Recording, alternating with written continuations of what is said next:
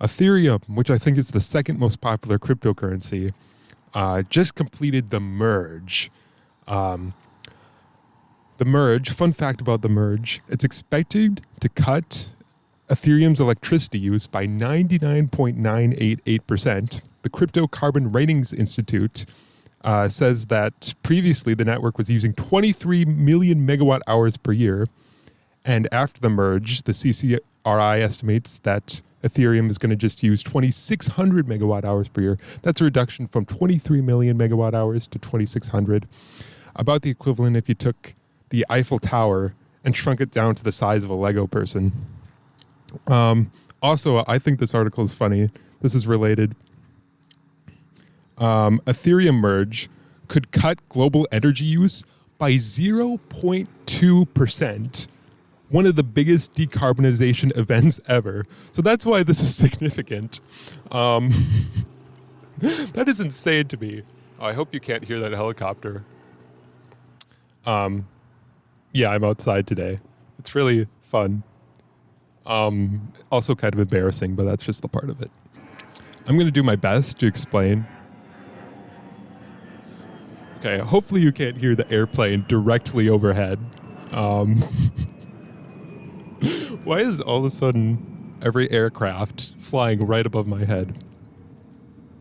I'm going to do my best to explain the merge to the best of my abilities. So essentially, if you run a cryptocurrency, you want to be able to keep track of all the transactions that occur with your cryptocurrency. The way cryptocurrencies do this is they use the blockchain. You may have heard of it. Essentially what the blockchain is it's this ledger, right?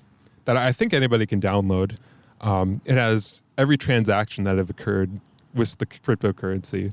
And it exists on a whole bunch of random people's, private computers. So if you tried to add a false transaction to the ledger, other people would be able to catch you because other people have copies of the ledger, right? But how do you add real transactions to the ledger? That's the real problem. And the way that Ethereum did this before the merge was this mechanism called proof of work, right?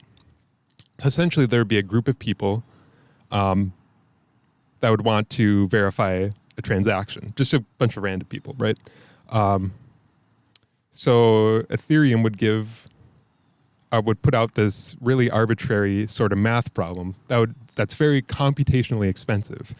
And essentially the first person that can solve the math problem, or the first couple of people that can solve the math problem, gets to verify the transaction. In exchange for verifying the transaction,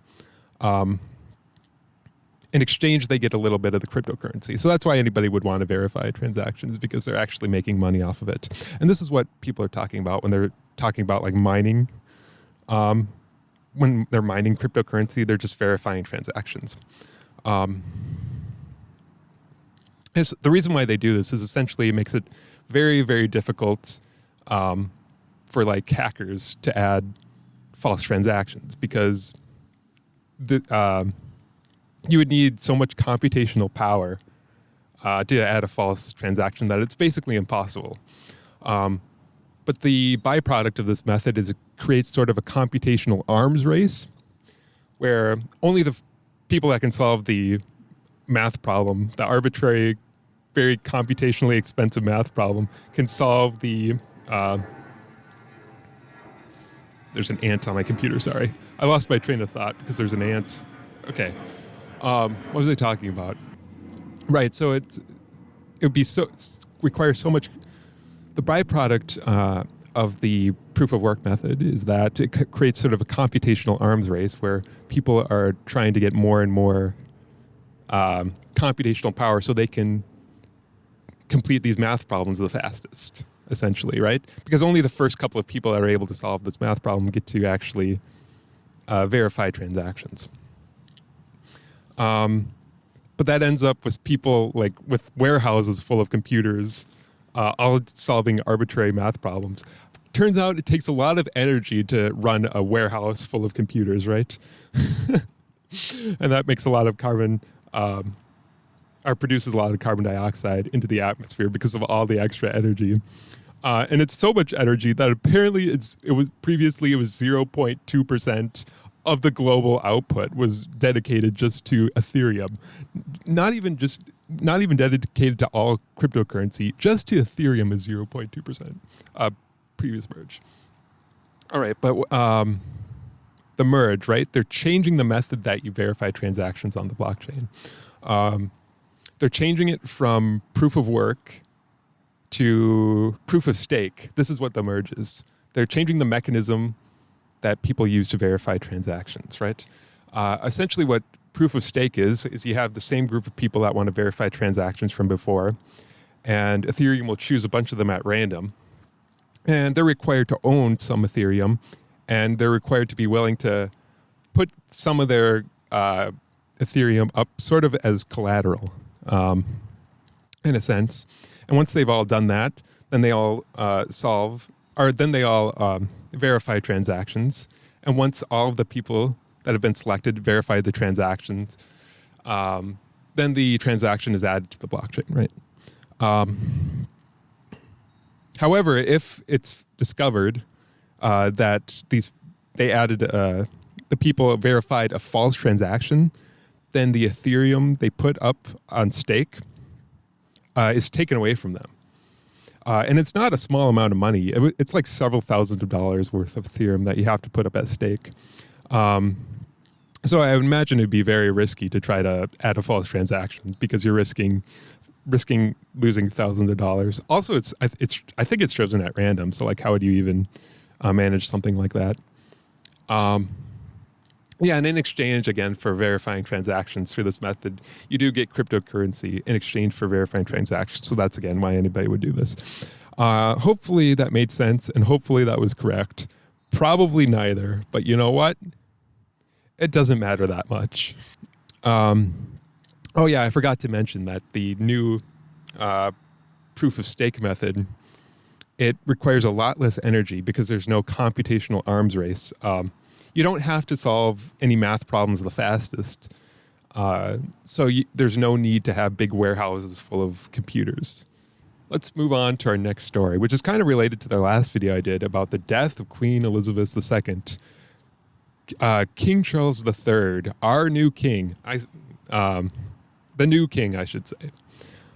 Turns out he's a crackpot that believes in alternative medicine, namely homeopathy. It turns out that he founded an alternative medicine company in the 1990s. Prince Charles launched the Foundation for Integrated Medicine, a charity created to advance acceptance and understanding of alternative medicine in the UK. Though constitutionally independent, the organization took federal money in the 2000s to advise on the regulation of massage, aromatherapy, reflexology, and other complementary therapies. The foundation shut down in 2010 due to allegations of fraud and laundering £253,000. Wow. Just how I would imagine an alternative medicine company would end due to fraud. It was due to one of their directors laundered the money, so it wasn't Prince Charles laundering the money, to be fair. I also think this is kind of interesting. Charles has voiced support of alternative therapies, including a cancer therapy that treated patients with, quote, 13 fruit juices a day, coffee enemas, and weekly injections of vitamins. In 2019, Charles became the patron of the Faculty of Homeopathy, a global organization promoting the practice. Great. I'm glad such a powerful person believes in such nonsense. That'll probably be a good thing, right? Obviously, there's no evidence to support homeopathy is effective for anything. So that's good. Good. I'm so glad that this man is now the king. I'm sure nothing bad will result of the new king believing in nonsense, such as homeopathy. What else do we have? I think this is the next article I want to do. Let's see. What about all those other countries, right, that are ruled by the monarchy? Are they having new thoughts about the monarchy now that Queen Elizabeth II is dead? I have this website here, this article that claims In wake of Charles III becoming proclaimed Canada's new king, more Canadians oppose and support remaining a constitutional monarchy. Fresh polling by Polaris Strategic Insights, fielded in the days after death of Queen Elizabeth II, shows only 35% of Canadians want Canada to remain a constitutional monarchy, with 44% wanting to add this connection to the British crown, so that's a lead of 9%. Also, the majority of Canadians, 56%, are against Canada putting Charles III face on its money, with only 1 in 4 supportive. So that answers a couple of the questions that we had last episode, because I know I questioned, are people going to leave the Well, I don't know if I actually brought that up so much, but I did mention what will happen to all the currencies that have Queen Elizabeth II's face on it. Now, even though the majority of Canadians don't want the monarchy and they don't want Charles III's face on its money, the majority don't, I would assume that nothing's going to change. I think in the Canadian Constitution, it's like enshrined that the royalty rules over Canada, right? So I think that would be very difficult to change.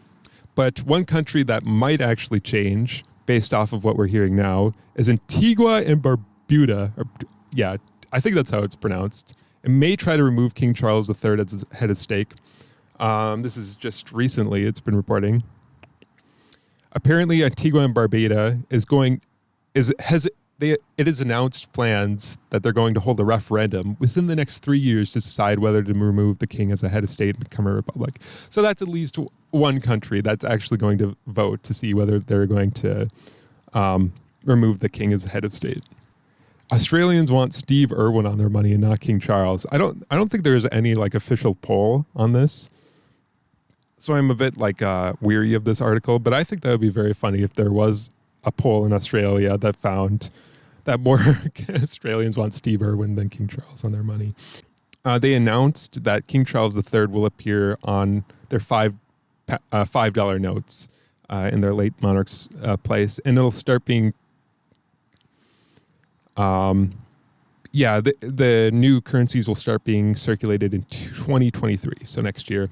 A lot of people are mourning, and in the UK, a lot of things are shutting down because of the royal period of mourning, including, oh no, what am I choosing? Including a bike rack. I think this is this went viral on Twitter, this image of a sign on a bike rack, and I'll read what it says. This is in the town of Norwich. And it says, advance warning, royal period of mourning. This cycle rack will be closed from Friday, September the 9th, until Wednesday, September the 21st. If you leave your cycle here between these times, it may be removed. We apologize for any inconvenience. You can't use public bike racks in the UK because of the royal period of mourning. I thought there was like a better picture where you can actually see the bike rack. Well, just trust me, this is attached to a bike rack.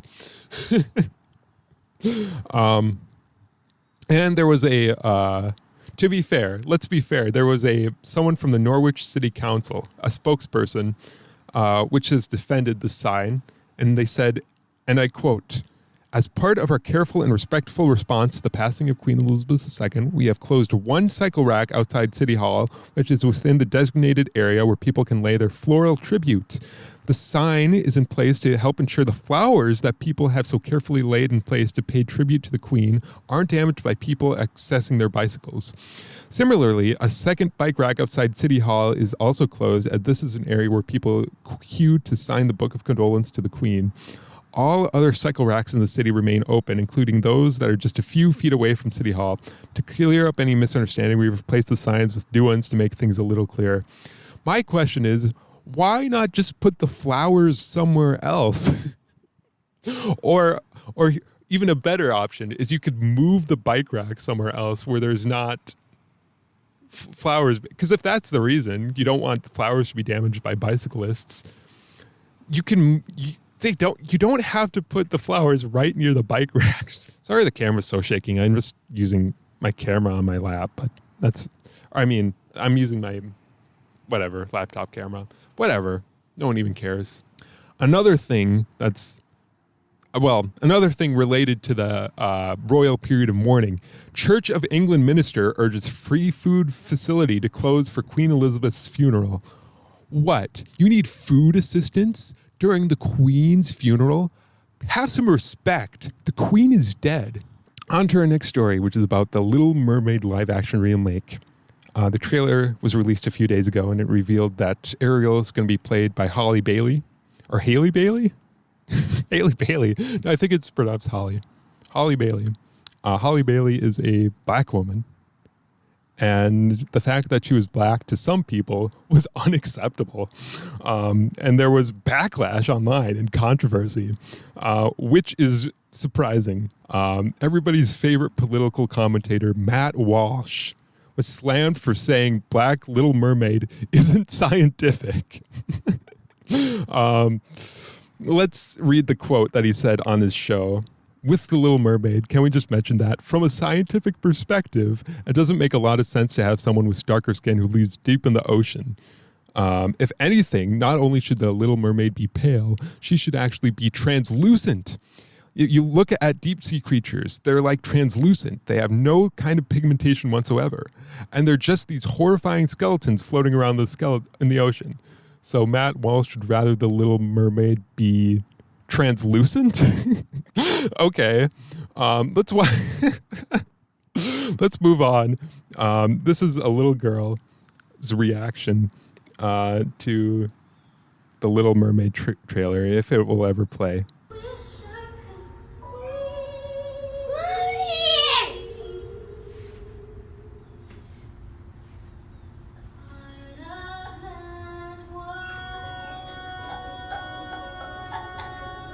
I know, right? Go. What, baby? She's brown like me. Yeah, she's brown like you. I'm so excited to see you. We're gonna go see it when it comes out in the theater. Yes! Sorry, little girl. Not scientifically accurate at all. Hate to burst your bubble. Surprised you didn't know that. Let's move on to our next story. I'm kidding. I should be clear. Let's move on to our next story. Police. Armed man wearing clown wig said he wanted to, quote, kill all Democrats. Yeah, I think this was a guy. He was in a yellow safety vest, and he was wearing a clown wig, and he walked into a Dairy Queen in Pennsylvania. And the police were called on him because people were saying that he was armed. When he was being arrested, the man told police that he was, quote, undercover, and he was, quote, working to restore Trump to the president king of the United States. He said he was, quote, armed to kill Democrats and liberals and to protect himself from drug traffickers. There's not a single word that's not insane. And this article goes on further. I think this part is very funny. If you look at this man's Facebook page, apparently he's had a history of outbursts and threats, including in the past 2 years, he's been asked to leave 2 different congregations. And one of them, one of the congregations he was asked to leave, he got a letter from Barron Run United Methodist Church in Smithton, Pennsylvania, I think in Pennsylvania. And their letter says that he showed up to their church in a clown costume and scared congregants. They recommended that he get some professional help. The man called both of the letters love letters. I didn't mention the other letter. But what was the clown costume? I've heard of the wanting to kill Democrats and being armed. That's all expected at this point. But a clown costume? There's a lot going on.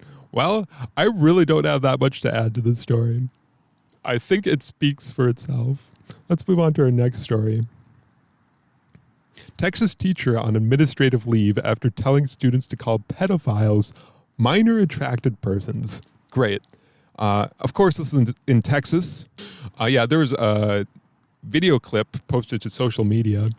I can't find it anywhere, but apparently, according to this article, it was posted to social media. It was 18 seconds long, and in it you can see the Franklin High School teacher saying, quote, "Stop calling them that. You're not allowed to label people like that." She goes on to say, quote, "We're not going to call them that. Quote, we're going to call them MAPs, minor attracted persons. So don't judge a person just because they want to have sex with a 5-year-old.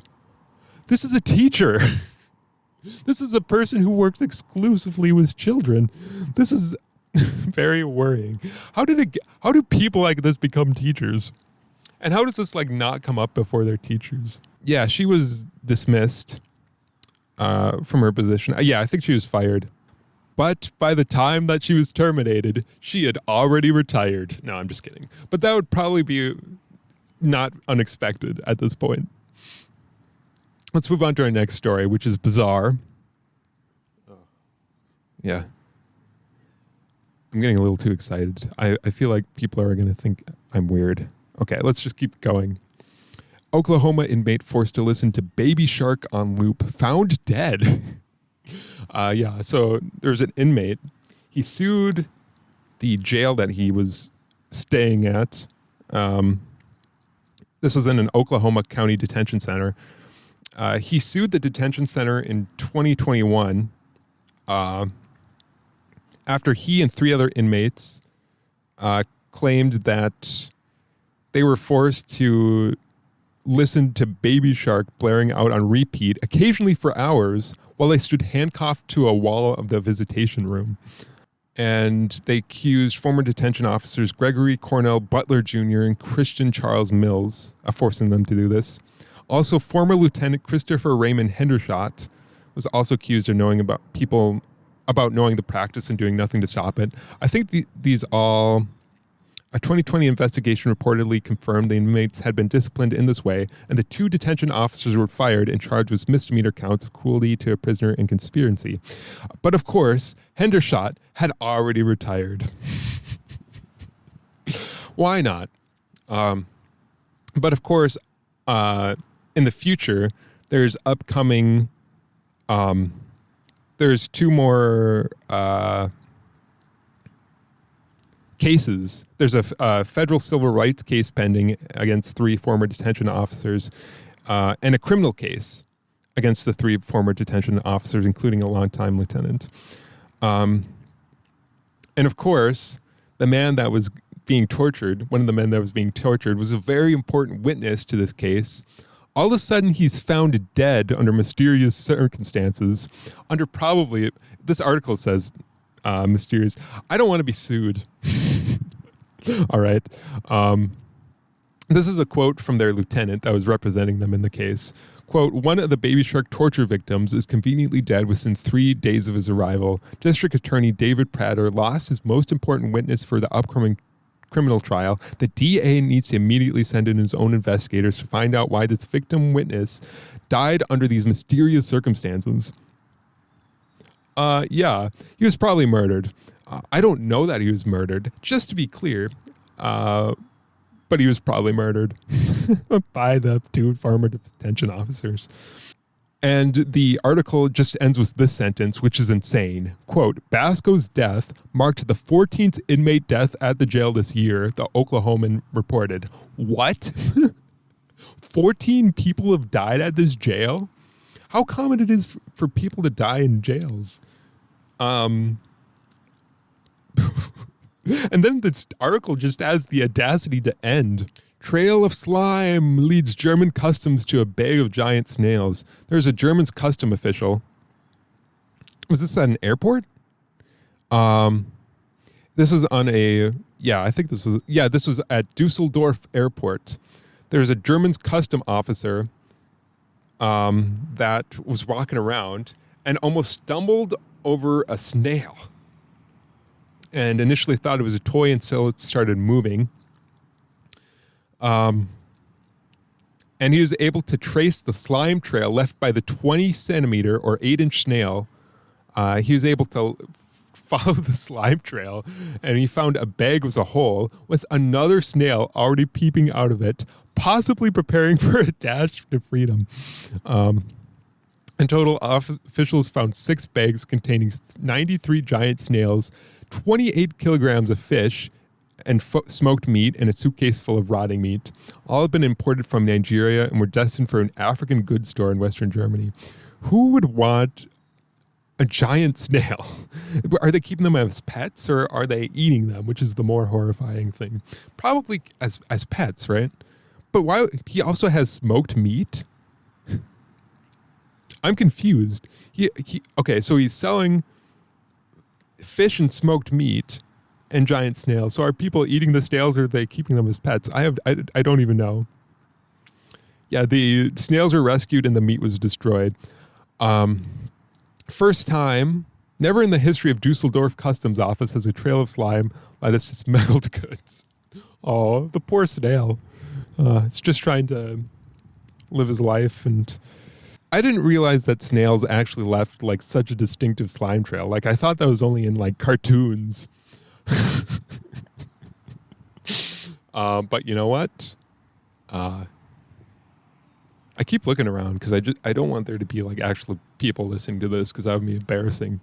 For our next story, this is the Toy Hall of Fame, and they're having their little annual sort of competition to see who gets added to the Toy Hall of Fame. They've narrowed it down to 12 finalists. I think you can just vote online if you want to, which is kind of fun. I'll put the website. Oh, there's a turkey. Oh, it's flapping its wings.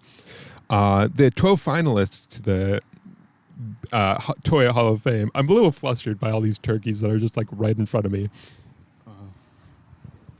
12 finalists to the Hall of Fame include Bingo, Briar Horses, Catan, Light Bright, Nerf Toys, Masters of the Universe, The Pinata, Phase 10, Pound Puppies, Racco, The Spirograph.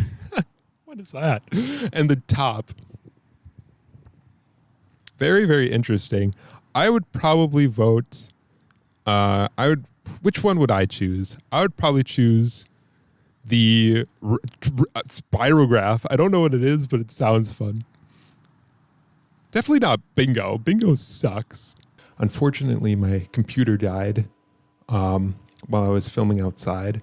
But fortunately, I only have one more article I want to talk about, and that's the real banger of an article that I end every episode with. You know, the article of the week and whatnot. British man aims for Guinness World Record with 22-foot mobility scooter. And there's a video, which we are going to watch. If it'll play. I'm excited.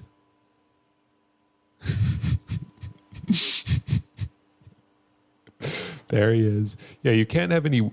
The record makes it so that you can't have any wheels in the middle.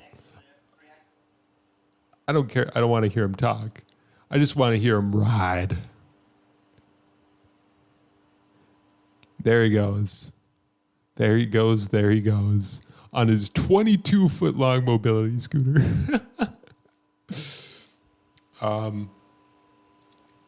This man had previously earned a Guinness World Record for creating the world's fastest motorized shed. What? And the world's fastest wheelbarrow.